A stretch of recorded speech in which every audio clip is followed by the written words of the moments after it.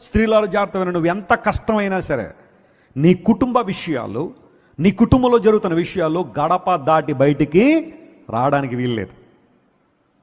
అలా అని చెప్పి దేవుని సేవకులకి చెప్పుకోవద్దా?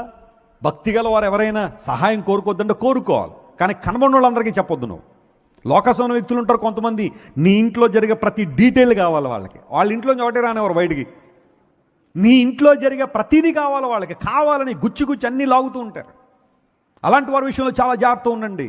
కొంతమంది ఈ రోజున కుటుంబాలను పాడు చేసేవాళ్ళు, భార్యాభర్తల మధ్య సంబంధాలు పాడు చేసేవాళ్ళు కొంతమంది ఉన్నారు. జాగ్రత్త సుమా. నువ్వు చక్కగా నీ భార్యని ప్రేమిస్తున్నావు, నీ భర్తను ప్రేమిస్తున్నావు, బాగా జరుగుతుంది. కొంతమంది మధ్యలోకి వచ్చి కుటుంబాలు విచ్ఛిన్నం చేస్తున్నారు. ఈ విషయంలో జ్ఞానం ఉండాలా. ఒక వ్యక్తితో మాట్లాడుతున్నప్పుడు ఆ వ్యక్తి ఆత్మ సంబంధమైన వ్యక్తే కాదా, ప్రార్థనాపరుడా కాదా, ప్రార్థనాపరురాలా కాదా, ఆత్మ వివేచన కలిగి ఉండడం చాలా ప్రాముఖ్యంగానే నీ కుటుంబ గుట్టంతా కూడా లేనిపోయిన వారికి చెప్పడం ద్వారా రేపొద్దున నీ బిడ్డలు తలెత్తుకోలేరు, నువ్వు కూడా తలెత్తుకోలేని పరిస్థితుల్లోనే ఉంటావు. నీ జ్ఞానం అవసరం. Download ShareChat.